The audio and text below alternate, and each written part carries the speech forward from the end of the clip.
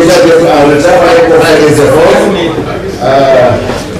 Voilà, et bon, c'est peut-être que bon, on a été témoin avec le moi-même d'une conférence ce matin où le président se prononçait et il insistait lourdement sur le fait que la lutte contre la corruption n'est pas un exercice d'un moment et qu'il est résolument engagé à mener la bataille. C'est peut-être une des raisons ou une des conditions pour être un bon candidat en 2017. Vous allez voir vous-même. Moi, je suis là tout simplement pour renouveler les amitiés du Centre de recherche ouest-africain.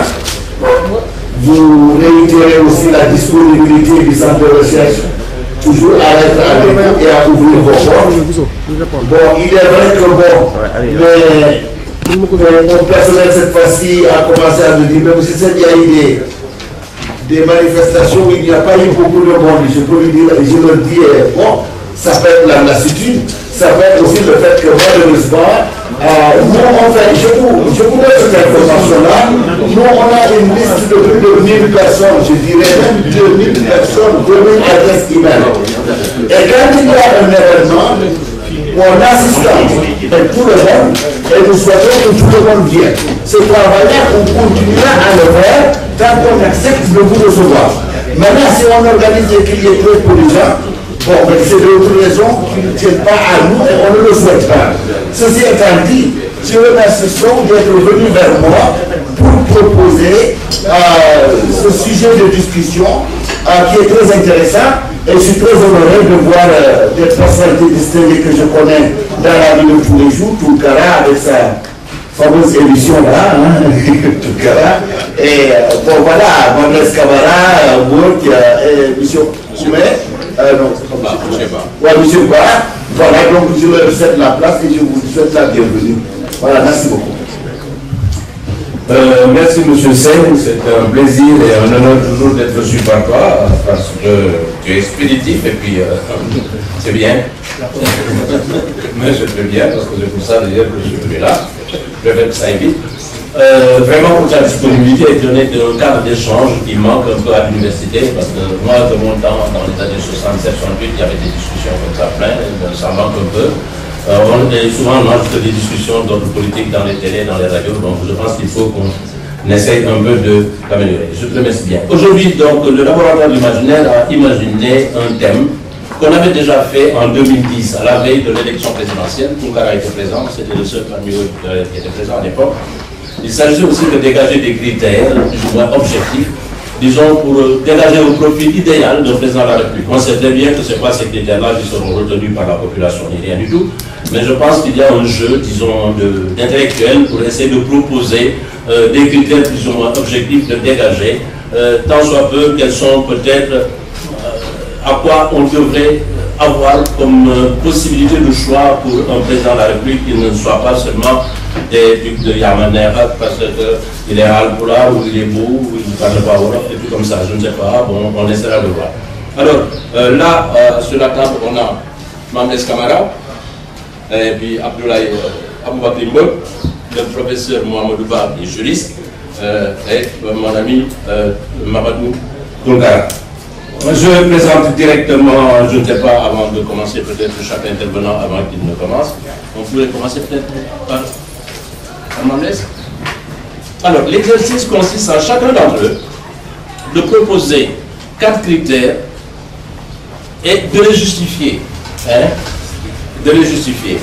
Ensuite, on verra si les critères sont plus ou moins reviennent les mêmes. On aura ainsi, on devrait avoir 16 critères en principe s'il n'y a pas de redondance. Mais s'il y en a, on verra vraiment quel est le profil. Le dernier exercice me semble un peu quand même, disons, osé. C'est-à-dire de voir dans le domaine politique quelle est la personnalité idéale qui correspondrait à ces critères dégagés. Ça, c'est peut-être un problème beaucoup plus subjectif. Mais on pourrait le reformuler d'une autre manière, peut-être à la suite avec votre accord, pour voir qu'est-ce qu'on attend du président de la République à partir de ces critères, vraiment, sans peut-être proposer de nom, si on n'ose pas, parce que les gens sont un peu frileux pour dire c'est celui-là qui serait le président idéal, on ne sait pas. Et puis, après tout, c'est des jeux d'intellectuels qui ne correspondent pas forcément à la réalité de la politique politicienne. Mais on aura essayé au moins de renouveler de faire des ruptures, en tout cas, qu'on espère qu'ils vont peut-être porter leurs fruits dans les journaux ou des trucs comme ça. Donc, on peut commencer par Mme Camara. Il faut que je présente quand même, parce que tu m'as donné un respect. Mme Alioune Camara a fait ses études supérieures à l'université. Il est diplôme supérieur de journalisme du CESTI, option télévision. Il a un certificat de maîtrise de philosophie, une licence de philosophie, un certificat de spécialisation aussi en sociologie. Donc, son cursus professionnel, en 1984, il a été directeur de plusieurs radios, Radio Océan, Radio Environnement, directeur du quotidien Le Matin, correspondant BBC Afrique au Sénégal, directeur de Radio Walfadjri, chef de la division de management, chef de division des émissions éducatives et culturelles, chroniqueur politique. Il a beaucoup de travaux et publications scientifiques, donc dans les médias, je passe. Il a été coordinateur et des intervenants sur des séminaires, sur la formation de membres d'organisations civiles, renforcement de capacités, leadership, communication, sur la formation de journalisme, sur le traitement de l'information. Donc c'est un journaliste accompli et qui a une bonne connaissance, disons, de la scène politique sénégalaise et même, disons, de la société sénégalaise. Les autres activités, il est membre du tribunal des pairs, le respect de l'éthique et de la déontologie. Je ne sais pas si c'est eux qui sont pour qu'on essaie de dépénaliser donc, les délits de presse. Il est formateur au programme du leader politique, donc il a été initié par la Fondation Frédéric Ebert en 2008. Il est journaliste au CESTI, membre du Haut Conseil de la radio-télévision. Sa carrière syndicale aussi, il est le secrétaire général du syndicat. Comme décoration, il est chevalier de l'Ordre national du Lion et parrain du groupe de rap Vidéo Goubès. Parrain du groupe de rap. Voilà. Voilà, donc on a comme ça un homme critique donc, qui est vraiment là pour nous parler des critères qu'il aurait. Chacun d'entre eux a 4 critères seulement à proposer, de façon tout à fait brève, mais qu'il va essayer de justifier. Voilà. On commence par monsieur. Bien, merci beaucoup, professeur. Je pense que si on veut avoir un bon débat avec le public, il faudrait qu'on essaie de rester dans les 10 minutes. Hein. Vraiment. Je n'ai pas le monde, je ne sais pas comment faire d'ailleurs. On essaie de rester. 10 minutes, c'est très bien. On donne chaque critère et justifie. Voilà, je devrais finir à moins 17. Voilà. Hein? Voilà. Bien, donc il faut y aller. Le troisième, c'est le courage. Et le quatrième, c'est l'humilité. Les définitions sont parfois un peu gonflées parce que j'ai besoin de ratisser l'âge, même si j'essaie d'éviter le piège de Claude Julien, ancien directeur du Monde diplomatique, qui lançait aux politiciens prenez garde lorsque vous ratissez l'âge, également vous visez bas. N'est-ce pas? On va essayer de ratisser l'âge tout en gardant de la hauteur. Pour moi, la culture, c'est d'abord une disposition générale, une connaissance et une pratique du monde. Monde au sens global et monde au sens de domaines divers de connaissances. Au niveau du pays, il faut en connaître la sociologie, l'histoire, les traditions, les religions, les associations politiques, les communautés et les individus marquants.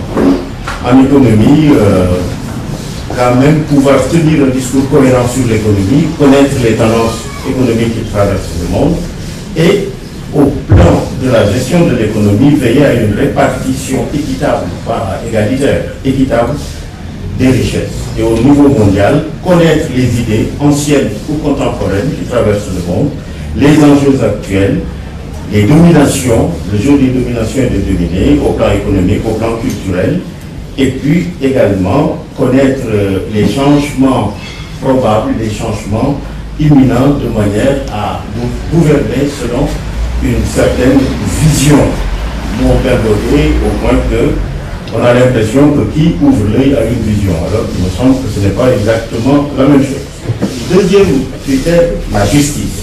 D'abord au sens littéral de l'indépendance des juges. La justice au sens donc de réalité du troisième pouvoir.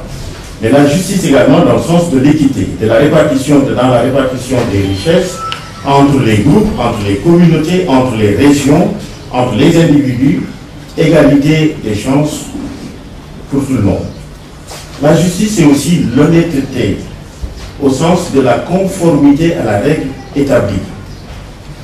Il faut que le gouvernement, quelque part, soit prévisible, que ses décisions soient frappées de la prévisibilité, au sens où les bases sur lesquelles il se fonde pour décider étant connues de tous, on peut quasiment avec lui savoir dans les grandes lignes quelles vont être les décisions. La fiabilité de l'individu, il ne s'agit pas d'avoir cette conception faussement machiavélique du politique qui consiste à être roublard et à se proclamer machiavélique.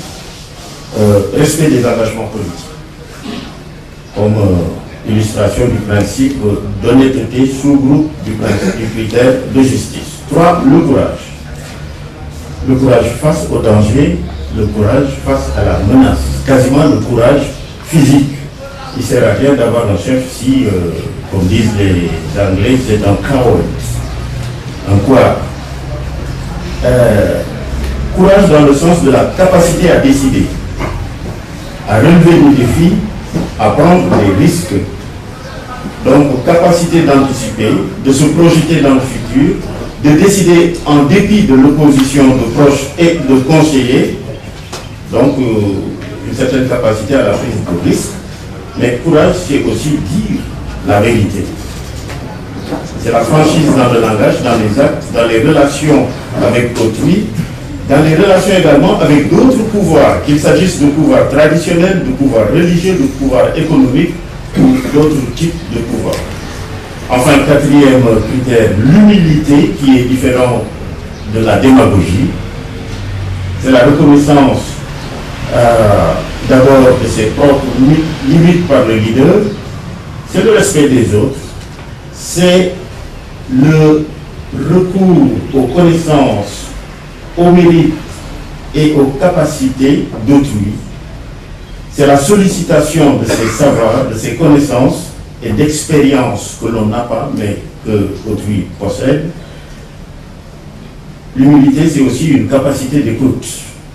Se taire et laisser autrui parler et enregistrer, prendre note au moins de ce qu'il dit. L'humilité, c'est la considération exprimée pour ses collaborateurs et non pas la posture du chef qui écrase tout le monde, à commencer d'ailleurs, quand il s'agit du président de la République, à commencer par les ministres qui entrent quasiment à reculons au Conseil des ministres parce qu'ils ont peur de passer un mauvais quart d'heure. C'est l'humilité, l'acceptation du débat avec les adversaires. Abdou Diouf n'a jamais voulu débattre avec Abdoulaye Wade parce qu'il considérait que Wade est de moindre calibre en matière de connaissance des choses publiques. Wade n'a jamais voulu débattre avec ses adversaires. Actuellement, le président invite au débat plutôt qu'à parler de l'armée, mais enfin, c'est aussi une façon de débattre. Reconnaissance donc du mérite des autres, capacité d'écoute, considération exprimée pour ses collaborateurs, à commencer par les ministres, les débats avec les adversaires, le dialogue politique et la capacité de rendre compte en toute humilité de sa gestion. Voilà ce que j'avais retenu pour les 4 critères. Je vous remercie. Voilà qui est bien fait, expéditif, bon, c'est très bien. Langage journalistique. Bon, alors, maintenant, moi j'ai pas de commentaire à faire, je suis pas là pour dire, je vais synthétiser ce qu'elle a dit, je ne veux pas. Bon, on donne la parole à M. Aboubakry Mbodj. Je n'ai rien pour te présenter, tu peux te présenter un peu, parce que tu es quand même le secrétaire général de la radio. Bon, présente-toi au public, je pense que c'est important.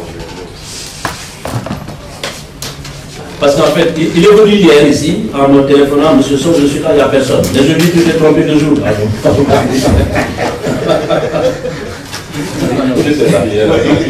y a une conférence, voilà, c'est bon. Bonsoir, mesdames, messieurs. Je commencerai d'abord par remercier mon frère et ami Ibrahima Sow. Remercier également M. Sen, qui est le directeur du WAC, d'avoir bien voulu abriter cette séance ou cet exercice. Donc mon nom est Aboubakri Mbodj, je suis actuellement le secrétaire général de la rencontre africaine pour la défense des droits de l'homme d'Ado. J'ai une formation de base en philosophie. Mon professeur, M. Abdoulaye Liman Khan, est là. C'est eux qui nous ont initiés à la philosophie. Et après mon mémoire de maîtrise en philosophie, je suis allé faire les sciences de l'environnement, l'Institut des sciences de l'environnement de l'Université Cheikh Anta Diop, pour un DEA d'études approfondies, un diplôme d'études approfondies en sciences de l'environnement DEA, que j'ai cumulé avec un autre diplôme d'études approfondies en anthropologie appliquée à la santé, sous la direction du professeur Abdoulaye Bara Diop, qui était le directeur de l'IFAN. Donc c'est M. Khan, M. Abdoulaye Bara Diop, M. Boubacar Ly, Mamoussé Diagne, le Souleymane Bachir Diagne, nous sommes les produits de ces grands messieurs et nous marchons sur leur pas. Voilà une brève présentation que je pourrais faire. En ce qui concerne les 4 critères pour l'élection du futur président de la République qui ont été retenus par ordre de priorité, ce sont les critères suivants. Le premier critère, c'est la probité et la compétence. La probité et la compétence, parce que c'est deux notions qui sont des notions notamment recherchées par, de la part des personnes ayant un pouvoir décisionnel comme le président de la République.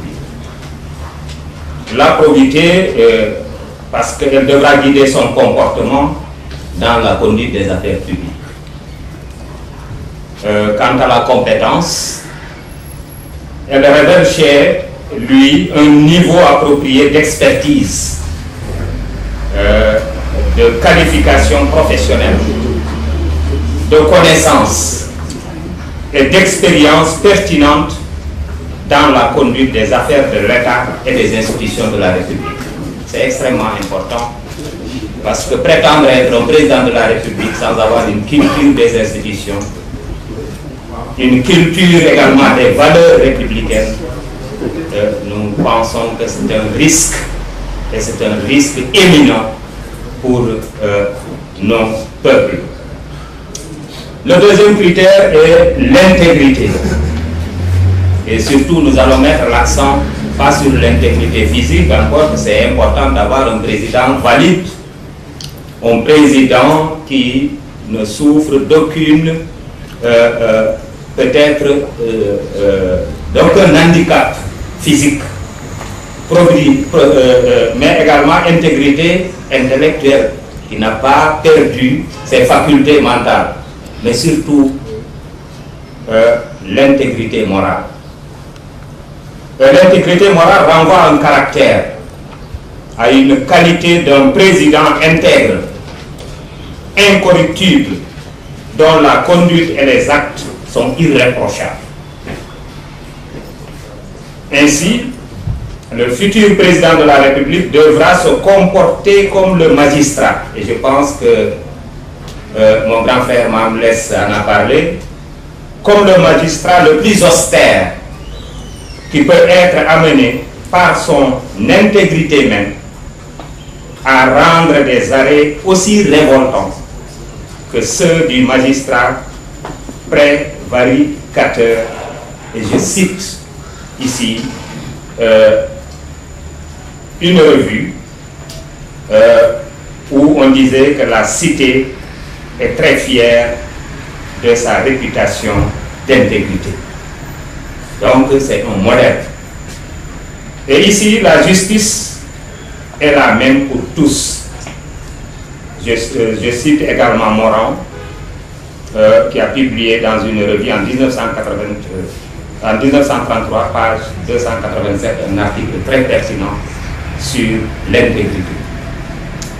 Il s'agit donc d'un président qui affiche un comportement intègre et honnête, favorisant un État ouvert, responsable et sensible aux besoins et aux attentes des citoyens.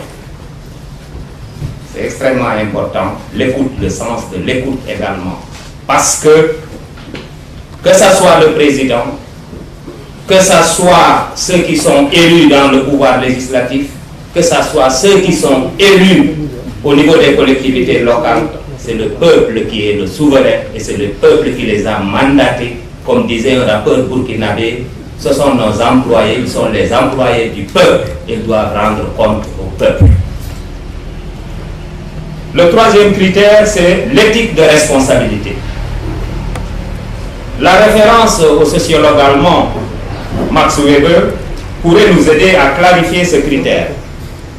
Lorsqu'il affirme au cours de sa fameuse conférence sur la politique que toute activité orientée selon l'éthique peut être subordonnée à deux maximes totalement différentes et irréductiblement opposées. Fin de citation. D'un côté, l'éthique de conviction, qui repose sur le principe kantien du devoir. Il faut agir en fonction des principes supérieurs auxquels on croit. Et de l'autre côté, l'éthique de responsabilité,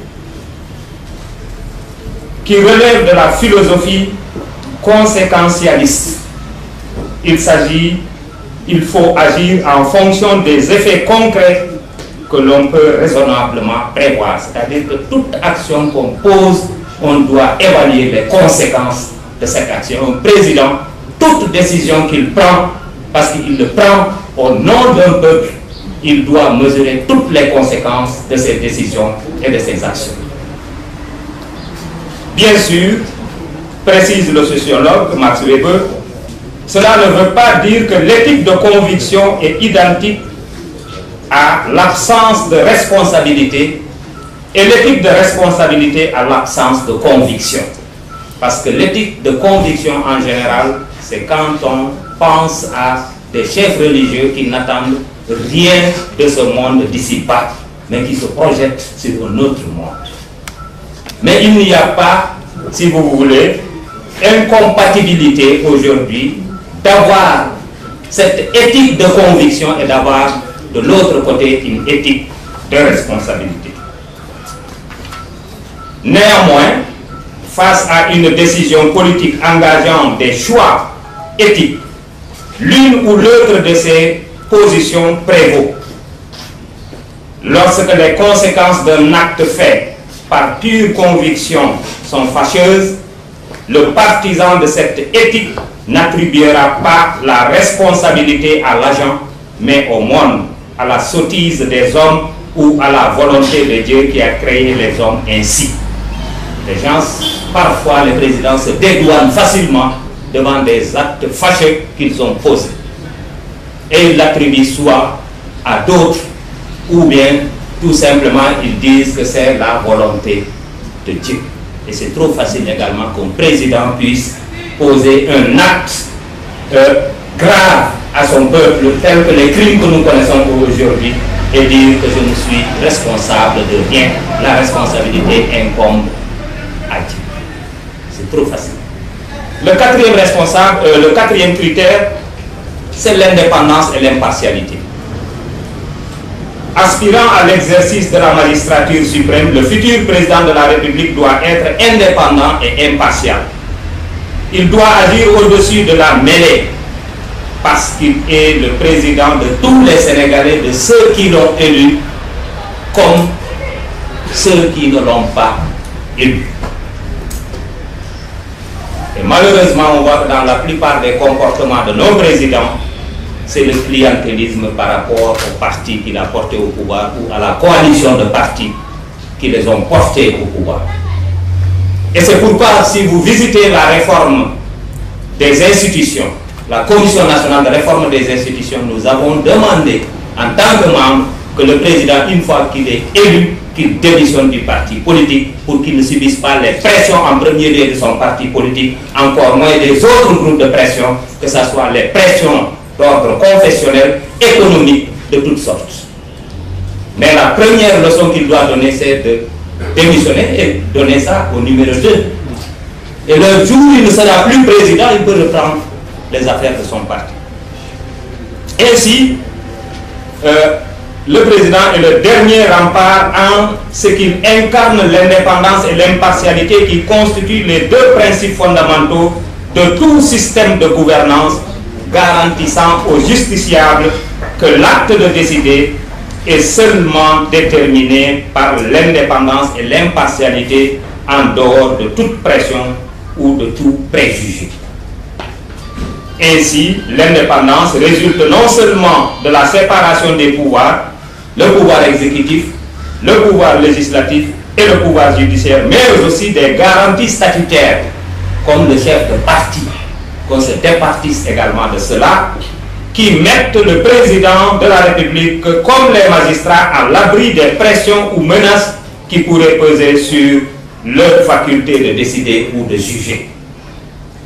Et enfin, quant à l'impartialité, elle désigne l'absence de préjugés qui doit caractériser le président ou le juge. Je compare le président et le juge parce qu'il est à la tête de la magistrature suprême. Il décide au nom du peuple et il apprécie et il juge.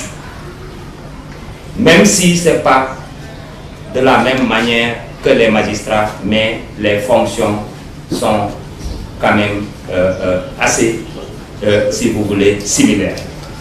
Et en ce sens, l'indépendance concerne plutôt les rapports que ces derniers doivent avoir, c'est-à-dire le président de la République et le magistrat, les rapports qu'ils doivent avoir avec les pouvoirs, et ces rapports constituent une condition, mais pas suffisante, de son impartialité dans ses rapports avec les justiciables. Donc, comme le stipule notre Constitution, il faut un état de droit. Nous sommes dans une république où il y a l'indépendance des pouvoirs, des trois pouvoirs, mais l'état de droit signifie également le respect de la dignité humaine. L'état de droit signifie également le traitement égal de tous les citoyens devant la loi tel que stipulé dans notre Constitution. Voilà ces quelques réflexions que je voulais partager avec vous. Je vous remercie.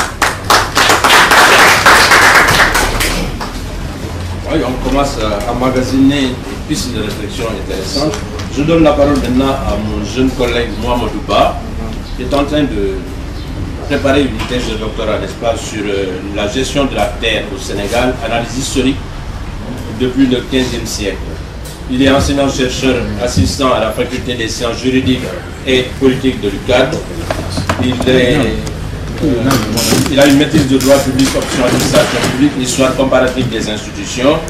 Donc, il intervient dans d'autres instituts comme l'Institut de droit des affaires dans l'ICEM et dans des cabinets aussi, disons, de juristes. Monsieur Ba, vous avez la parole.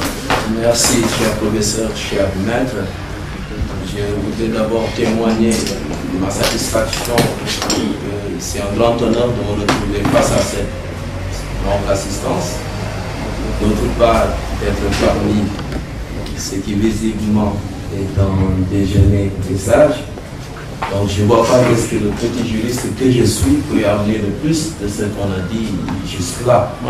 Par contre, je vais m'évertuer quand même d'apporter une pierre à l'édifice et de vous dire d'ores et déjà que j'ai eu un certain nombre de difficultés à élaborer ces critères, parce que dans un premier temps, compte tenu d'une discussion interne que j'ai avec le professeur, ces critères s'apparentaient beaucoup plus à des valeurs. Or, juriste que je suis, j'ai du mal à quantifier ces valeurs, d'où mon option pour la démarche juridique. J'ai un peu singé le législateur et je me suis mis dans sa peau pour formuler ces critères derrière des règles, telle la démarche adoptée par la Constitution. Et pour ce faire, j'ai fait des enquêtes au niveau de l'article 28 de la Constitution. Et il semble que l'essentiel des critères retenus pour élire un président de la République, si pour, n'est d'une manière très laconique.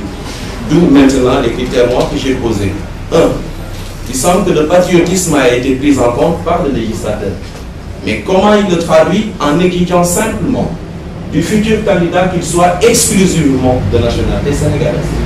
Moi je me suis dit que c'est bon. Quelqu'un qui aspire à être à la tête d'une nation doit au minimum appartenir à cette nation prouver l'amour qu'il a vis-à-vis de cette nation, mais le fait de l'encadrer dans cette exigence plus ou moins minime, qui est d'avoir la carte d'identité, je trouve que c'est insuffisant. D'où je me suis dit, pourquoi pas exiger en plus de cette carte nationale d'identité exclusive, de lui exiger une résidence au Sénégal sur une période plus ou moins longue de l'année. Parce qu'aussi, passer tout le clair de son temps à l'extérieur, s'occuper d'autres choses, ne pas se mêler des questions qui interpellent les Sénégalais, attendre le jour des élections, venir barder d'expérience, d'argent, de diplôme. Pour moi, cela relève vraiment de l'opportunisme. Donc, le premier critère auquel l'on devrait veiller, c'est que ce patriotisme soit une réalité. Quelqu'un qui aspire à être le futur président de la République du Sénégal, il devrait prouver à suffisance qu'il est un patriote. Premier de mes critères. Alors, le second critère que je me suis imaginé, c'est que, à côté de cela, mon cher ami et collègue, il est venu, l'intégrité physique, il l'a appelé. Et moi, je l'avais dénommé assez banalement le critère de l'âge. Mais je me suis dit, la Constitution est partie en définissant l'âge minimum pour prétendre être un président. Mais il n'en a pas fait autant pour l'âge maximum. Or, nous savons bel et bien que la charge de président de la République, en termes d'effort, que ce qu'elle plutôt exige, cette force, cette intégrité physique à laquelle faisait allusion mon collègue, ceci est pour moi très important pour que l'on passe vraiment à côté. Et que dire d'un président de la République qui est un grand malade, un président de la République par exemple qui souffre avec des questions cardiaques, des fibrillations et plein d'autres maladies des temps modernes. Et si on n'y prend pas garde, le contribuable sénégalais risque un jour de se retrouver face à une personne dont la santé et l'état de, je veux dire, la maladie risque de coûter cher. Du coup, il faudrait, au niveau des critères, non seulement veiller sur l'intervalle d'âge jugé idoine pour vraiment exercer cette lourde et pesante charge de président de la République, mais aussi veiller à son bulletin de santé. Est-ce que c'est quelqu'un dont la santé peut permettre vraiment d'accomplir la tâche sur une période de plus ou moins de 5 à 7 ans? Pour moi, c'est un critère sur lequel aussi il faudrait bien veiller. Je ne vais pas jusqu'à dire qu'il devait être un lutteur, un athlète, quelqu'un de très fort, mais tout au moins, et ça aussi ma formation y est pour quelque chose, parce qu'après avoir obtenu ma maîtrise en droit public, je me suis spécialisé en histoire comparative des inscriptions. Et qu'est-ce que la tradition négro-africaine m'a enseigné? Que le roi, qui incarne l'institution étatique dans son royaume, devrait, entre autres qualités, faire montre d'une vitalité. Une vitalité, c'est-à-dire que c'est quelqu'un qui physiquement doit être apte, qui doit se placer au-dessus de tous ses congénères pour prétendre vraiment occuper cette place. Le professeur me dirait que ça relève peut-être de l'imaginaire, que le roi est l'intercesseur entre les dieux et les hommes. Mais ça va au-delà. C'était justement parce que la charge de roi, la charge de souverain exigeait en termes d'effort un certain nombre de qualités physiques qui faisaient qu'on ne pouvait pas se permettre d'avoir un roi clopin. D'où, si le roi montre quelques signes de faiblesse, on se débarrasse de lui, soit physiquement, soit rituellement, c'est-à-dire symboliquement. Donc j'ai un peu repris ce critère pour dire, pourquoi pas, le Sénégal aussi mérite d'un président qui est dans la tranche de l'âge, c'est-à-dire ni trop vieux, mais non plus ni trop jeune. Mais c'est quoi ta limite d'âge? Bon, ma limite d'âge, si je serais tenté de m'y aventurer, je dirais oui, 35 ans, peut-être c'est bon, mais au soir de la déposition de la candidature, je veux dire, la limite d'âge pour aller à la retraite dans la fonction publique, or le président de la République, c'est le premier fonctionnaire, c'est 68 ans. Donc s'il y a une dérogation, il ne doit pas dépasser 70 ans. Ça, c'est mon nombre d'âge. Mais bon, je m'en vais à mon troisième critère qui s'apparente à la culture. Mes collègues l'ont pensé, dis-moi, ils l'ont dit à suffisance. Par contre, moi, ce qui m'a un peu choqué, le président de la République du Sénégal, nous savons tous que c'est le chef suprême des armées. Or, dans l'armée, on recrute sur la base de quel niveau? Le plus haut grade, je crois que c'est colonel. Hein? Le colonel de l'armée doit avoir non seulement bac plus 4, ensuite il devrait faire pratiquement toutes les grandes écoles de guerre. Il revient, le président de la République, c'est le chef suprême de la magistrature. le plus haut diplôme pour recruter un magistrat, c'est d'avoir la maîtrise en droit. Il est aussi le chef suprême de l'administration, c'est le premier fonctionnaire. Or, le plus haut fonctionnaire de l'État, de l'administration générale, je pense, c'est les IGE, ils sont recrutés à la place du doctorat. Et j'en passe. Et maintenant, pour la qualification de ce président dans l'encochon, il dit qu'il sache lire et écrire en français. C'est absurde. C'est absurde. Il faut oser le dire. Il faut oser le dire. Celui qui prétend être à la tête de toutes ces, je veux dire, tous ces agents ne peut pas savoir que lire et écrire en français. D'où la nécessité de revoir ce critère. Il faut qu'il soit quelqu'un qui est cultivé, comme mes collègues l'ont dit, au niveau interne, mais aussi au niveau international, parce que sa tâche ne se limite pas qu'à assurer la force et la défense intérieure, mais aussi il devrait jouer sur l'échiquier du monde, sur la scène internationale. Donc, ce devrait être quelqu'un vraiment dont la connaissance, la culture, les relations devraient vraiment placer à ce niveau, à mon avis. Et pour mon dernier critère maintenant... Si c'est une question de diplôme, voilà. Oui, au moins, qu'il ait le bac, au moins. Bac plus, non, 4, au moins 4 au moins. Au moins qu'il ait bac plus 4, hein. Au moins qu'il ait bac plus 4, et puis jouissant d'une certaine, je veux dire, expérience, d'une certaine culture, cette culture va venir vraiment combler ce supposé gap qui devait exister entre lui et ses subordonnés et ses agents. Mais au moins on est sûr sur une chose, il ne peut pas savoir lire et écrire, c'est pas possible. C'est pas possible, il faut qu'on dépasse cela. Alors, mon dernier critère maintenant, je vais rapidement, j'ai plus de 10 minutes. Non, je pense que... D'accord. Bon, mon dernier critère s'apparente à ce qu'ils ont dit. L'intégrité, l'honnêteté, la sincérité. Et ça, si je le dis, je l'axe sur l'origine des sources qui financent les campagnes.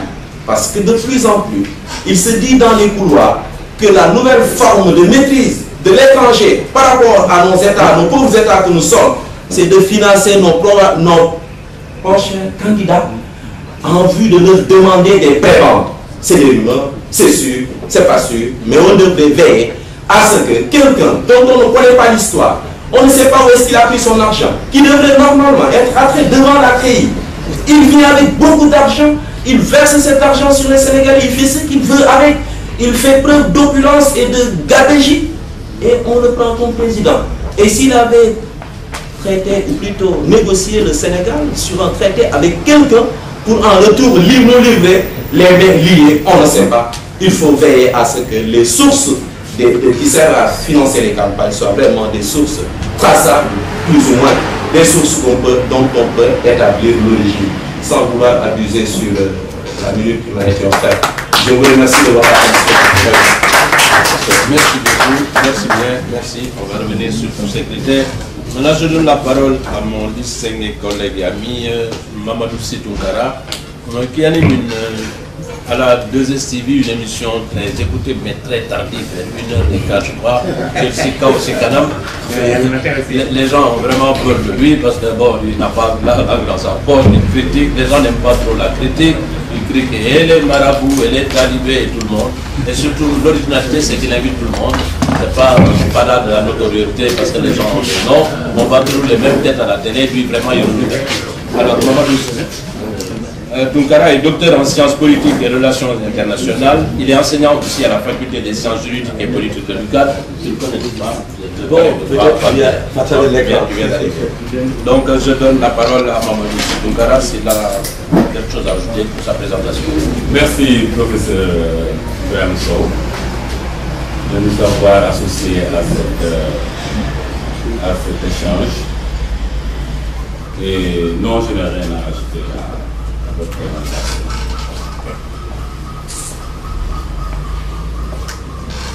Les critères que je présente sont au nombre de 4 aussi. Le premier, pour moi, le bon président de la République, il doit être un formidable promoteur économique et culturel. Le second, il doit être une source d'inspiration, car il incarne ce qu'il y a de meilleur dans les valeurs traditionnelles et modernes. Le troisième, il doit être éloigné de la politique politicienne. Et le quatrième, il doit être très soucieux d'inscrire son nom dans le panthéon des grands hommes. Alors, pour le premier, un bon président, il doit être un formidable promoteur économique. Parce que quand ça marche, souvent, c'est que ça marche économiquement. Quand on dit que ça ne va pas, que ce pays, ça ne marche pas, c'est parce que l'économie souffre. Et une économie, elle est un peu le sang d'une nation. Quand l'économie est bloquée, le pays est bloqué. Aujourd'hui, d'ailleurs, nous connaissons la fameuse expression de Philippe Famaki, qui veut dire qu'on n'a pas d'argent.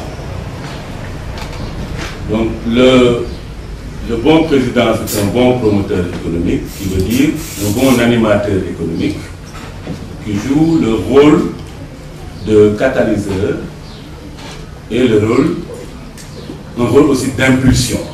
Vraiment, que l'on sente que, économiquement, surtout, le travail est là. Les gens ont du travail. Quand on a du travail, ça enclenche un cercle vertueux de revenus, de consommation, d'épargne et d'investissement. Et le président doit être aussi un formidable promoteur culturel. Alors, sans culture, on ne peut aller nulle part. Le président inculte, un président qui n'a pas une notion très claire de la valeur aussi bien humaine qu'économique de la culture, ne peut pas le mener à bon port. Notre culture et toutes les cultures du monde ont en elles ce qui fait avancer les gens. Et nous les avons. Nous avons une culture qui peut servir de tremplin. Et si aujourd'hui le Sénégal est connu dans le monde entier, c'est essentiellement à cause de la culture. Le président Senghor a joué un grand rôle dans cela. Et aujourd'hui, le nom qu'on a, c'est un nom qui est très culturel. Alors, deuxième chose, le président pour moi doit être source d'inspiration car il incarne ce qu'il y a de meilleur dans les valeurs traditionnelles et modernes. Un président, c'est un leader, c'est quelqu'un qui est là devant tout le monde. Il a une fonction de représentativité. Et cette fonction de représentativité, elle est morte lorsque le président n'inspire pas la majorité de la population à bien faire et à mieux faire. Le président doit être source d'inspiration. On doit le regarder et cela doit susciter, surtout chez les jeunes, des vocations. Ça doit susciter en eux des vertus. Ça doit susciter en eux de la motivation. Le président doit motiver les gens.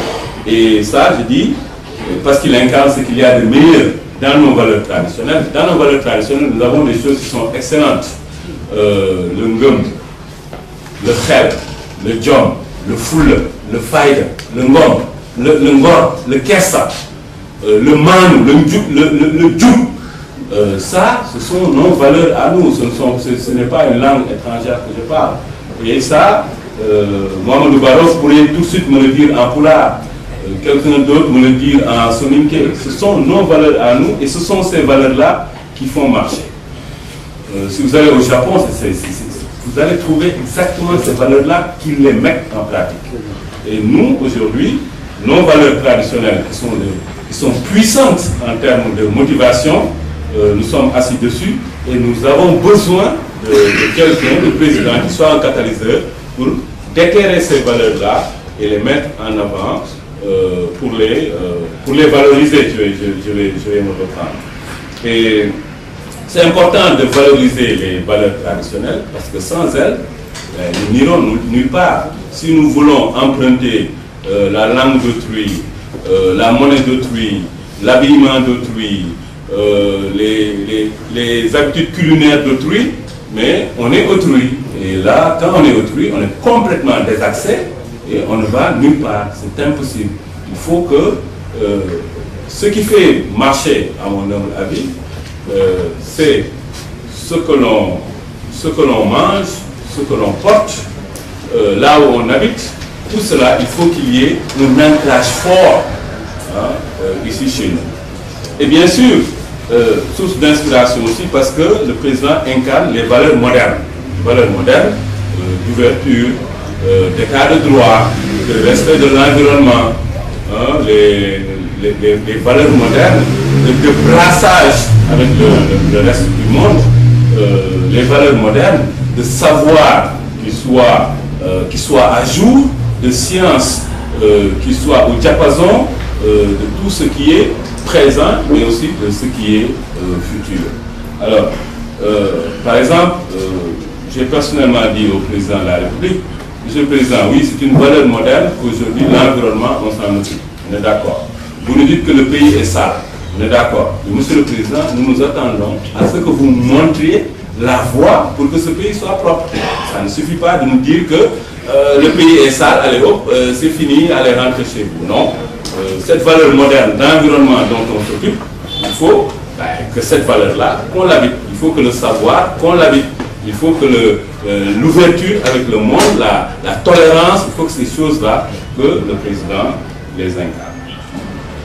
Troisième critère, à mon avis, le président doit être éloigné de la politique politicienne. Et pour moi, ici, je reprends exactement ce que disent mes prédécesseurs. Le président ne doit faire partie d'aucun parti politique.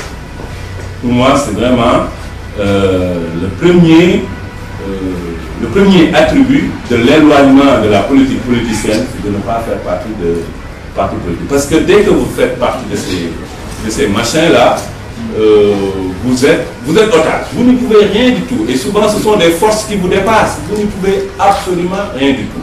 C'est des lobbies qui sont puissants, c'est des intérêts qu'il faut gérer, c'est des ascenseurs qu'il faut rendre, c'est des mains qu'il faut tendre, etc. Et dès que vous y êtes, vous n'irez nulle part, surtout au Sénégal. Surtout au Sénégal. C'est une soupape de sécurité pour le président de la République que de s'éloigner de la politique politicienne. Et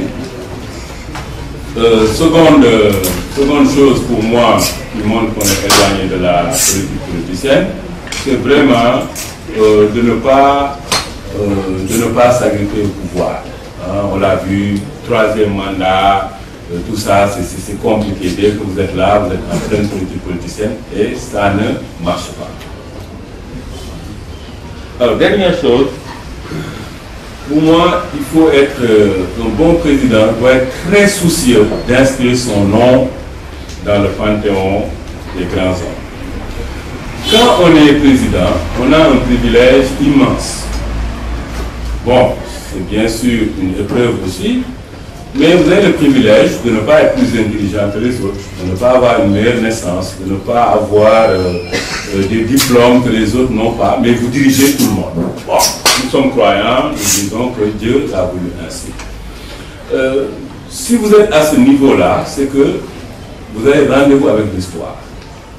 Et cette histoire-là, bien sûr, elle se déroule dans le temps et dans un temps lointain, dans un temps à venir. Quel est le passage? Qu'est-ce que vous avez laissé, vous, comme empreinte lors de votre présidence? L'histoire vous jugera très, très sévèrement. Vous avez été, vous, élu par tout le monde, enfin, par une majorité. On vous a mis dans un palais, on vous donne un avion, on vous donne un salaire, vous êtes couvert, vous n'achetez rien du tout, même pas de timbre, vous n'achetez rien du tout, pas d'essence, rien du tout. Alors, en retour, nous nous attendons à ce que vous nous livriez trois choses. Le professeur Cheikh Anta Diop disait qu'un peuple a trois besoins. Le premier, c'est la sécurité. Le second, l'indépendance économique. Et le troisième, l'indépendance politique. Le président qui n'est pas soucieux d'inscrire son nom dans l'histoire en nous assurant ces trois choses-là, il ne mérite pas de nous diriger. Et quand on a des enfants, dernière chose, je vois avoir des enfants comme un pied de nez qu'on fait à la mort. Et oui, la mort, tu viendras me chercher. Je n'y peux rien, c'est ma triste condition. Mais je laisserai sur terre quelqu'un qui va être là après moi. Et ce quelqu'un va laisser quelqu'un d'autre. Donc, la mort, tu peux venir me chercher. Les enfants, les petits-enfants, mais on aura toujours quelqu'un qui va nous représenter sur terre. Alors, je fais cette analogie pour dire que le président de la République, s'il n'est pas soucieux de laisser son nom dans le panthéon des grands hommes, de laisser des traces qui soient indélébiles en termes de réalisation pour notre sécurité, pour notre indépendance économique et pour notre indépendance politique, c'est quelqu'un qui mérite de mourir de sa belle mort et qui n'aura jamais mérité de nous gouverner. Je vous remercie.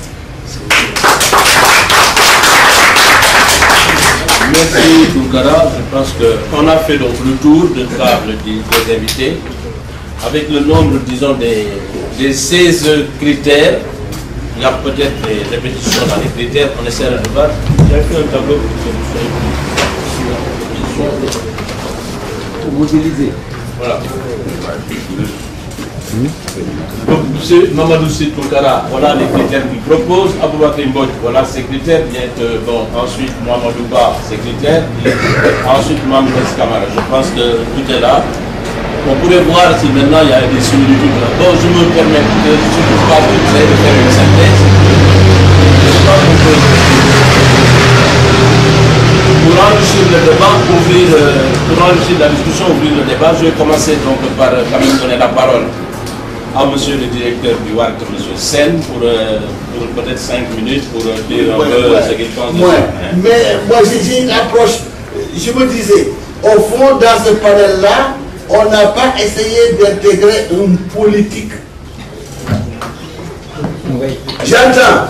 Et si on demandait à mon ami, ou si on avait demandé à mon ami Mamadou Diop de Croix, qui est dans la politique depuis plus de 50 ans, qu'on lui dise, tu vas faire partie du panel, parce que les problèmes qui taraudent les hommes politiques, sans que nous, société civile ou intellectuelle, ne soyons au courant, il faut qu'ils nous les sortent.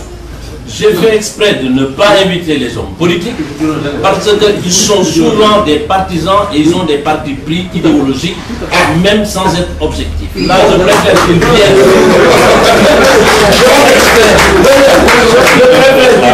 Je préfère qu'ils viennent prendre la parole et discuter avec les non-politiques et prendre leurs idées politiques. Oui, parce que, je termine parce que, au fond, depuis un certain temps, je suis en train de me poser des questions autour d'un critère ou même quelque chose qui est dans les assises nationales, que le président de la République se débarrasse de sa clientèle politique, qu'il n'est plus son parti politique. Alléluia. Attendez, une lecture d'il y a quelques jours m'a fait comprendre ceci.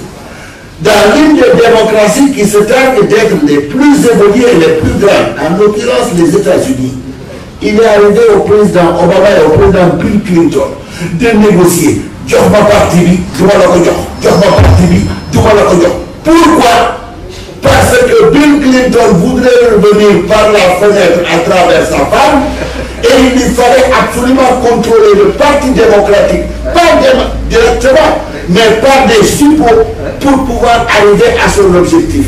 Obama avait besoin de ce parti-là. Donc ce qui fait que il me semble que même dans les démocraties les plus avancées, le fait d'être proche de son appareil de parti demeure une nécessité incontournable pour un politicien qui veut survivre. Mon deuxième point, on a la sociologie du Sénégal.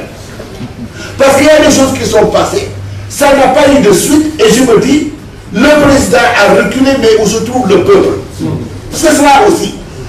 C'était sous Abdoulaye Wade, je me souviens, je me suis levé un matin, j'ai fait les centenaires, je me dis, je respire. Madia, fait, Talibé, fait. Mais comment se fait-il qu'Abdoulaye Wade a pris cette mesure? 2 jours plus tard, il a laissé les talibés et les trucs dans la vie. Pourquoi? Qui sait quelles sont les forces d'appui dans l'ombre qui ont fait en sorte que cette mesure sanitaire n'a pas vécu modernisation des dates. Mais actuellement, à l'heure où on parle, quels sont ces petits groupuscules tapis dans l'ombre qui vont payer aux talibés 3 000 francs par jour, qui ne veulent pas que ça se passe? C'est une décision sanitaire pour le Sénégal, tout le monde le réclame. Il y a même une institution de la société civile qui dit qu'il va porter plainte contre l'État. Pourquoi ne va-t-il pas porter plainte contre les madame? Voilà, merci beaucoup. Oui, mais monsieur il donne justement raison aux gens qui ne veulent pas que le président soit chef de parti politique. Parce qu'à cause de ça, justement, il n'ose pas aller contre les marabouts, parce qu'il a besoin d'être réélu, il a besoin de son parti. Si le président n'avait pas besoin d'un parti politique, s'il avait démissionné, les Obama n'en seraient pas là à négocier. Une fois qu'on est président, on démissionne du parti politique, pas seulement qu'on ne soit pas chef de parti, mais qu'on démissionne de toute activité du parti politique. Le deuxième n'a qu'à essayer de passer aussi pour l'être. Vous avez la malédiction du deuxième, du père, c'est le complexe d'Isnogoud. Pour cela que je lui mets. Tous les présidents ont eu des problèmes avec leur deuxième. Abdoulaye Wade en a eu plein avec ses deuxièmes. Senghor en a eu avec Dia. Depuis cette histoire, tous les présidents, il y a des deuxièmes qui s'entrechoquent. Monsieur Lefroy, ne me contrarie pas. Lui et son premier, tous les premiers deuxièmes, c'est des problèmes. Je pense qu'un seul mandat de 7 ans et le président s'en va. Il n'aurait plus besoin de rien. Ça, je l'ai popularisé dans un livre qui s'appelle Appel à la révolution politique et civique. Un seul mandat au Sénégal et 0 parti politique pour le président. On le plagie, on ne le comprend pas, on ne le lit pas. Je pense que le débat n'est pas autour de ça, c'est une des idées simplement qui est émise. Mais ce que la CNRA propose est une reculade. C'est-à-dire que le président n'est pas chef de parti. Mais il est membre de parti. Un chef de président qui n'est pas chef de parti, qui est membre de parti, est de fait le chef de parti. Ensuite, le président, la présidence devient le siège du parti. Quand on en revient, n'importe qui, le roi, il y a les effigies, on donne des cartes, vive le parti. Alors que s'il n'était rien du tout, on s'en ficherait. Je m'excuse.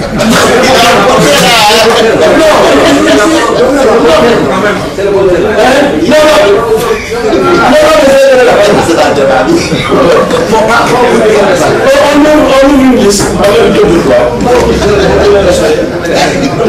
Non, mais il ne faut pas qu'on s'arrête seulement à ce critère de parti. Il y en a d'autres. Donc, monsieur le ministre et puis madame, je ne sais pas, donnez le nom, on va les dire. Simplement, si ça comme je l'ai dit. C'est pas grave, c'est pas grave. Voilà, allez-y.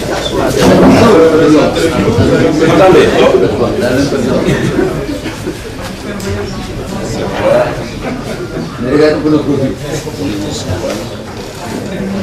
Merci. Les derniers arrivés passent les premiers. Madame, c'est comment madame? Guillabé. Comment? Guillabé. Les doyens.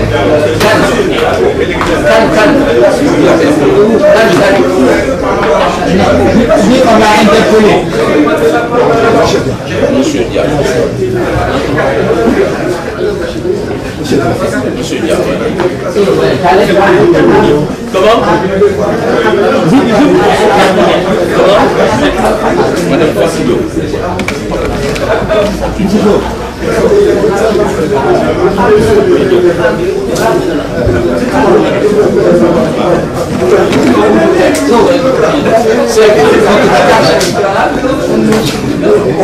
Oui?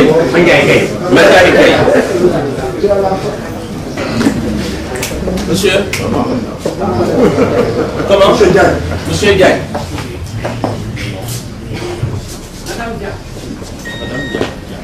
Madame Dia. Monsieur, celui qui a liste là, inscrivez monsieur Kane, il va partir. Il va partir, il m'a dit qu'il va partir. S'il vous plaît, inscrivez-le. Il m'avait dit ça depuis. Mettez-la en premier. Mettez-la en premier.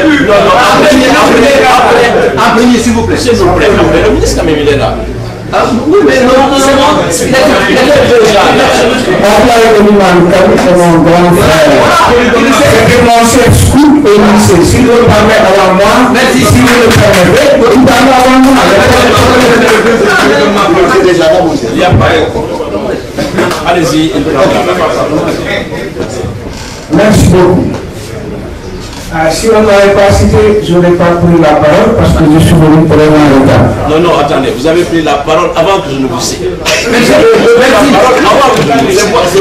Merci, je ne parle pas de vous, je parle de ça.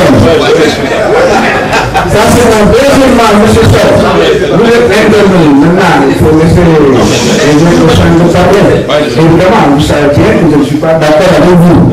Je prétends qu'aucun Sénégalais ne peut s'appuyer sur sa l'appartenance à un parti politique pour dire qu'il est plus honnête que moi. Je le prétends. Vous n'êtes pas un parti politique, je suis un parti politique, vous n'êtes pas plus libre que moi. Je suis dehors. Je suis absolument dehors. Il faut arrêter ça. Là où vous cherchez les problèmes ne sont pas là. Il faut chercher les problèmes là où ils sont. Je crois que ce que c'est de dire ça est très clair.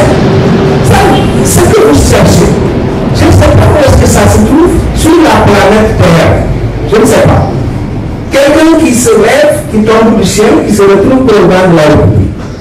Il est soutenu par personne. C'est arrivé. Où? Ça n'existe pas. Non. Je crois que ce que nous devons faire, c'est chercher à être honnête. C'est chercher à nous assumer nous-mêmes, à assumer notre destinée et nos responsabilités. Ce n'est pas la peine de chercher nos propres problèmes dans les différentes structures de l'organisme. Ça n'a aucun sens. Vous dites, moi je suis contre le fait qu'un président de la République soit en même temps chef de parti. Je suis contre. Mais ça ne veut pas dire que c'est là le fait du problème. Le monsieur peut effectivement, d'un point de vue institutionnel, du point de vue des règles, n'être plus le président du parti. Et dans les faits, être le président du parti, le chef suprême du parti, le décideur du parti. Alors ça fait de l'hypocrisie. Moi je suis contre l'hypocrisie. Si vous n'avez pas de mécanismes pour vous assurer que ce que le gars dit, il le pratique, vous perdez votre temps. C'est ça la vie. Alors, je ne sais pas ce qui a été dit avant. Moi, je dis que jusqu'à ce qu'on trouve, on invente un nombre instrument social pour gérer les communautés humaines, c'est encore le parti politique. Si on n'est pas capable d'améliorer le fonctionnement, la démocratie interne, etc., des partis politiques, nous perdons notre temps. Troisième élément. Quand nous on s'engageait en politique, on a mouru. Je suis désolé. Beaucoup de ceux qui n'étaient pas en politique étaient soumis. On était torturés, arrêtés, on perdait son travail, on envoyait en prison et on vous assassinait. C'est ça la vérité. Ceux qui s'engageaient à cette période en politique, je suis désolé, mais bon, j'ai parlé avec ce tour. Merci.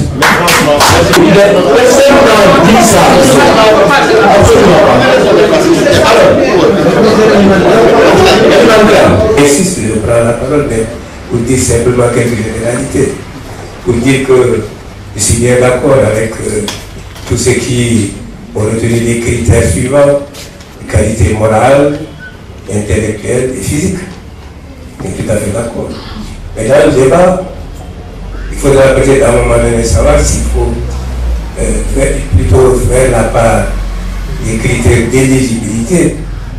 d'éligibilité, qui sont certainement définis dans la Constitution, et des critères qui permettent de dire quelqu'un qui peut être un bon président de la République. Et dans cette deuxième catégorie, je pense qu'on ne pourra jamais dire de quelqu'un qui est un bon président de la République tant qu'il n'a pas pu fonctionner et qu'il n'a pas fait preuve de ce qu'il sait dans ce qu'il fait. Ce que je voudrais dire pour terminer, c'est qu'il me semble bien quand même qu'il faut tenir compte de l'expérience des candidats. Je sais bien qu'un candidat, comment on appelle ça, un candidat indépendant peut parfaitement surgir, et qu'on ne connaît pas, qui a peut-être des diplômes, il peut avoir même des critères qui comptent pour le peuple. Hein. Il peut être beau physiquement, présenter bien, être très important. Dans l'histoire de la politique, où des gens sont arrivés à la tête d'institutions de ce genre. Parce que justement, ils sont essentiellement éloquents, très éloquents. On s'aperçoit qu'à l'expérience, ça ne suffit pas pour être un bon président. Donc, il me semble bien qu'il faut tenir compte de l'expérience du candidat. Il faut tenir compte également. Il faut tenir compte également les forces qui soutiennent ces formations politiques. Et je suis étonné que tous les intervenants, y compris Mamnes Kamara, on le connaît très bien, qui ne comprend pas grand-chose. Mais le candidat et ceux qui le soutiennent doivent avoir aussi une capacité sur le plan pédagogique, sur le plan de la communication, de présenter un projet de société qui, dans les papiers, est très élaboré et s'adresse peut-être à des élites, et quelque chose de marché et qui soit au niveau de l'opinion. Alors je propose que parmi les critères, on ajoute le projet de société. Merci. Moi, j'aurais aimé que cet exposé, cet entretien, se passe autour d'abord d'une évaluation des 4 chefs d'État, des 3 anciens chefs d'État que le Sénégal a connu. Éventuellement, on aurait pu prendre en Afrique d'autres exemples, évaluer leur parcours depuis l'indépendance et regarder où nous en sommes collectivement. Que nos débats ne soient pas des procès individuels où certains se considèrent comme dépositaires de la vertu et les autres seraient des démons. Non, nous voulons tous que le Sénégal progresse. Nous voulons. Diallo Diop-Blondin, quand il était en prison, il n'a qu'à demander à ses frères. Est-ce que je n'ai pas suivi pour les faire libérer? Mais tout le monde, ça on oublie. On oublie que l'histoire du Sénégal n'a pas commencé en 2000. Hein. L'histoire du Sénégal a commencé bien avant 1960. Et que si nous voulons regarder de face nos institutions, c'est collectivement que nous devons nous évaluer.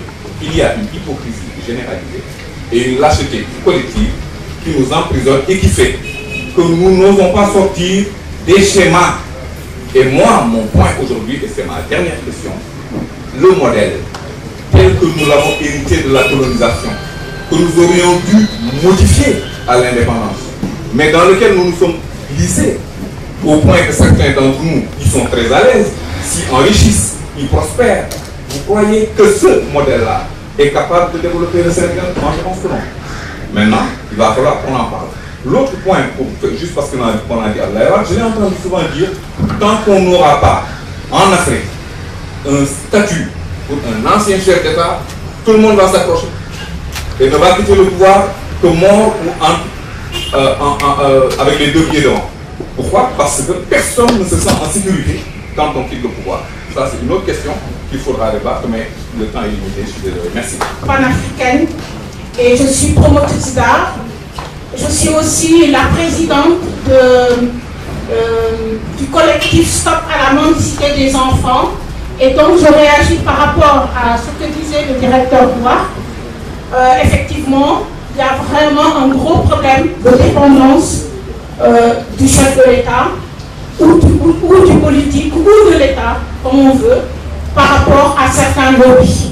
Ça, il faut vraiment le dire. Ce n'est pas normal que ces enfants traînent dans les rues et que ça n'émeut personne, et que quand on prend une décision, le lendemain, cette décision, on s'assoit dessus. Ce n'est pas normal qu'il y ait une loi qui est écrite clairement et votée clairement par une Assemblée nationale et qui n'est pas appliquée. Ça, c'est vraiment un gros problème. Donc nous, on a fait un manifeste où on accuse systématiquement et uniquement l'État, parce que c'est l'État qui est responsable de ça. L'État n'a pas, l'État est coupable de non-assistance à enfants en danger. L'État est coupable de ne pas respecter sa signature sur les conventions qui protègent les enfants internationales qu'il a signées. Et il passe son temps à faire des séminaires dans des grands hôtels où on discute de la protection de l'enfance. Et pendant qu'on va à ces hôtels, on rencontre les enfants dans les rues et ça gêne personne. Bon, donc je vais arrêter là parce que je suis très passionnée par ça. Et d'ailleurs, bientôt, le 16 juin, c'est la journée internationale des droits de l'enfant africain. Donc moi, j'appelle tous les Sénégalais dans la rue, arrêtons de ravaler notre honte tous les matins quand on croise ces enfants qui souffrent. Merci. Cette rencontre, les thématiques posées sont vraiment très claires, mais je pense qu'on aurait pu aller beaucoup plus loin parce que tout simplement on parle des élections présidentielles, des prochaines élections présidentielles.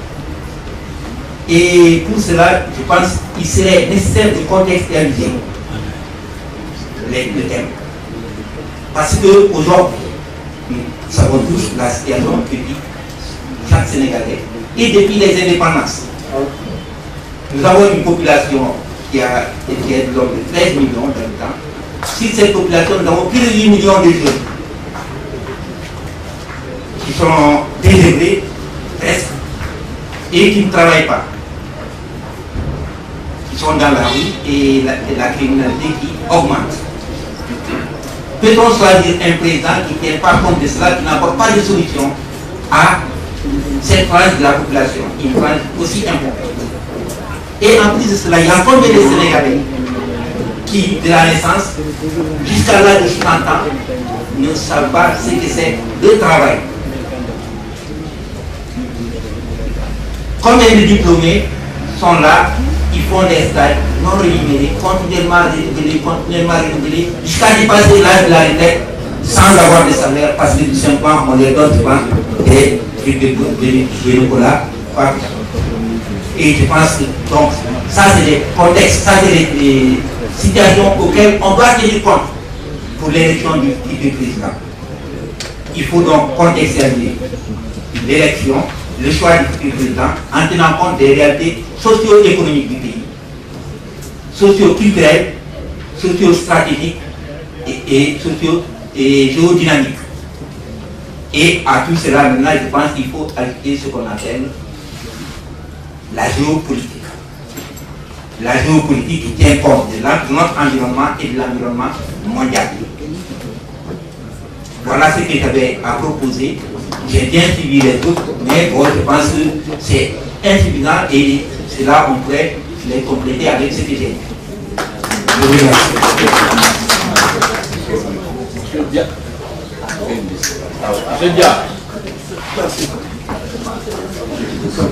Bonjour, dans ce sens. Je me présente, c'est Michel Lachman. Je suis enseignant et écrivain. Donc aujourd'hui, quand j'ai vu le numéro doit être une source d'inspiration car il incarne ce qu'il y a de meilleur dans les valeurs traditionnelles et modernes. Dans ce qui est moderne, c'est que nous avons un sérieux problème. Notre problème, c'est que nous ne sommes pas encore nous-mêmes. Nous avons hérité d'un système colonial qu'on n'a pas encore changé. Je vous rappelle que le quartier qui a le plus d'infrastructures au Sénégal, c'est le Plateau. C'est là où il y a la présidence, le building du gouvernement, les 2 meilleurs hôpitaux, l'état-major général des armées, l'Assemblée nationale, le ministère des Affaires étrangères, des Finances, de l'Intérieur, la place de l'indépendance, la primature, l'hôtel de ville, la chambre de commerce. Et tout ce que j'ai cité, tout cela a été construit par les colonisateurs.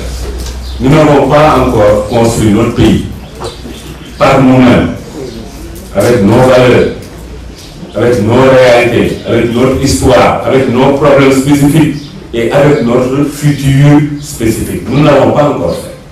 Tous ceux qui ont dirigé ce pays jusqu'à présent, M. Dia, effectivement, ont échoué à mettre sur place un projet de société, pas ce que l'on écrit là sur les papiers, là, oui, je veux qu'on me lise, voilà mon programme politique. Personne ne lit ça. J'ai déjà demandé à mes étudiants en doctorat, des doctorants, qui a déjà lu un projet politique ici, un programme d'une élection politique? Personne. À l'intérieur du Sénégal, qui lit ça? Personne. Nous avons juste besoin d'un président qui met en place effectivement un projet politique, un projet social, à même de relever nos défis et de nous placer sur orbite pour que ce pays-là s'enquête. Dernier mot, vraiment dernier mot, c'est que tous ceux qui sont morts au Sénégal jusque-là, ils ont eu le malheur de ne pas voir Sénégal du Tchad.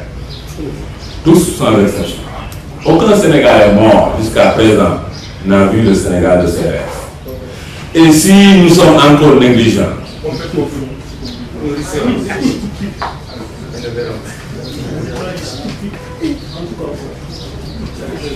Mais monsieur, vous pouvez ne pas insulter. Voilà, bon.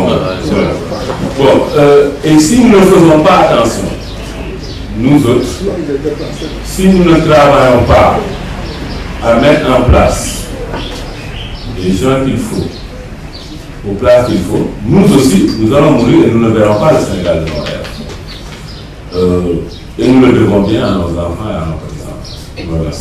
Bon, pour les insultes, tout ça, c'est pas grave.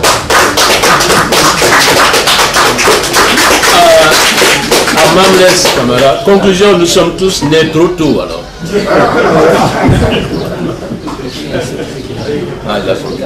Oui, merci beaucoup.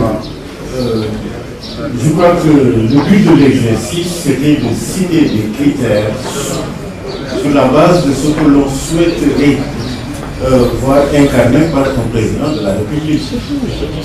C'était vraiment aussi simple que ça, et nous avons été invités à cela par un bien nommé laboratoire qui s'appelle le laboratoire de l'imaginaire. Nous avons donc travaillé dans l'idéal, nous avons travaillé dans l'absolu.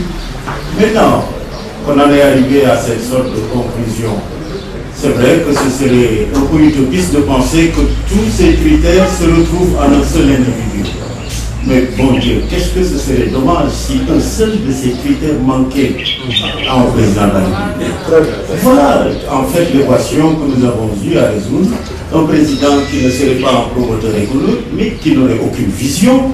Mais tous les présidents qui sont passés ici ont eu la prétention de nous proposer cela. Maintenant, le problème n'est pas simplement dans la proclamation, il est dans l'acte. Et de ce point de vue, je dois dire qu'effectivement, nous n'avons pas toujours été à la fête de ce point de vue. Également, quand nous parlons d'un président qui soit cultivé, écoutez, le monde aujourd'hui, ou bien vous êtes cultivé, ou vous achetez la culture autour de vous. Vous mettez des gens qui sont cultivés à votre place, mais alors laissez-leur la possibilité de vous dire, voilà ce qu'il faut faire. Et ayez l'humilité d'écouter. Et surtout, quand vous ne comprenez pas, de lever la main vers un de vos conseillers, de le convoquer dans votre bureau, mais pour lui dire, dans le silence et la solitude à deux, je n'ai pas compris. Or, ce peuple d'or attend que je le rassure et que je le dirige. C'est aussi simple que ça. Et donc, le problème, on n'a jamais mis en cause les politiques, non. Maintenant, on ne peut pas nous empêcher de dire qu'il y a eu de bons et de mauvais. Et que dans le lot, les mauvais dépassent de très bons. Il y a eu 2 journalistes italiens qui ont écrit un petit livre, ça s'appelle La prééminence du crétin, où ils montrent que dans le lot humain, ce qui domine, ce ne sont pas les vertueux et les intelligents, mais faisons en sorte que nous prenions tous conscience que parmi les prétendants, la majorité n'a pas la compétence de ses prétentions. C'est aussi simple que ça. Ça nous permettra de les lire avec plus de distinction, et puis peut-être de lire plus massivement, mais avec une connaissance de qui incarne le mieux les goûts de nos populations. Je pense qu'on ne peut pas continuer d'être les complices d'un processus qui tout le temps s'abat sur nous. On ne peut pas continuer, je crois, d'être, comme on dit, les victimes de bonne foi, parce qu'on prête foi à tous les discours. Ça nous permettrait peut-être de tamiser les discours, de retenir les impuretés, les escroqueries, les démagogies. Écoutez, il y a quand même, depuis quelque temps, trop de gens qui se sont enrichis trop vite de la politique. L'État est devenu l'homme le plus riche du Sénégal. Et on n'hésite pas à lui faire les poches, vrai ou faux. Bon, alors moi je pense qu'il y a un minimum sur lequel il faut s'entendre. Cela ne veut pas dire qu'on disqualifie la politique. Oh non, nous appelons de tous nos voeux l'arrivée de bons politiques, l'arrivée de nouveaux politiques, des gens qui soient mieux articulés avec les populations et qui ne pensent pas que la politique, c'est simplement l'art de tromper la majorité et de se tirer d'affaire. Comment m'en tirer? Une sorte de problématique un peu sartrienne de comment me tirer d'affaire moi. Si on sort de ça, et ce que Mamadou Diop dit, c'est vrai, il y a des gens qui sont engagés dans la durée en politique et dont tout pas quitter, à moins que ce ne soit par une sorte de handicap psychologique qui fait qu'on fait de la politique sans plus savoir pourquoi on en fait. Il ne faut pas qu'on en arrive à ce que Sebel faisait dire à l'un de ses personnages dans le mandat, que réunir n'est que finir tout Diop là-bas. Il ne faut pas qu'on en arrive à ça. Il faut qu'on en arrive à une perception consciente. Et je pense qu'au bout de 4 présidents, on peut quand même payer le luxe de faire une petite halte et de dire est-ce que ce que nous avons vu jusqu'ici concorde avec ce dont nous avons jusqu'ici réglé. Et l'exercice, encore une fois, initié par le laboratoire de l'imaginaire, était, je crois, une façon de reconvoquer le rêve, l'idéal, et de voir si nous avons la force et la tension nécessaires pour nous projeter vers ce dont nous rêvons. Voilà, je vous remercie. Je crois que c'est une belle réponse et une parfaite illustration aux objections. Monsieur le professeur. Oui, merci, monsieur le professeur. Je vais souhaiter que vous disiez petit juriste, très petit, pas professeur. Alors l'autre chose, c'est que je n'ai pas regretté d'être parmi vous, parce que j'ai beaucoup appris. Ensuite, qu'il y a une certaine, je ne sais pas si je devais l'appeler scepticisme, réserve vis-à-vis des intellectuels, c'est revenu souvent, que vous êtes prompt à parler, vous êtes prompt à débattre, mais vous nagez dans vos rêves. Mais l'essentiel, c'est de susciter la réflexion. C'est notre rôle. Nous ne sommes pas des activistes. Nous avons le droit, lorsqu'il le faut, susciter le débat autour des questions. Et c'est ça l'intérêt du débat, que chacun apporte sa pierre à l'édifice. D'ailleurs, ça m'a permis de réaffiner un de mes critères, notamment le dernier que j'ai appelé honnêteté. La dame a dit non, tu veux viser l'indépendance. Justement, en disant qu'il fallait maîtriser la source de financement des campagnes électorales, je voulais viser justement l'indépendance, surtout vis-à-vis de l'extérieur. Donc, ma présence ici m'a permis au moins de réaffiner un de mes critères. J'en profiter aussi pour préciser peut-être les critères de l'âge que certains n'ont pas dû peut-être comprendre. Alors, oui, c'est vrai que le comité de réflexion sur les assises nationales a eu à poser le débat autour de cet âge.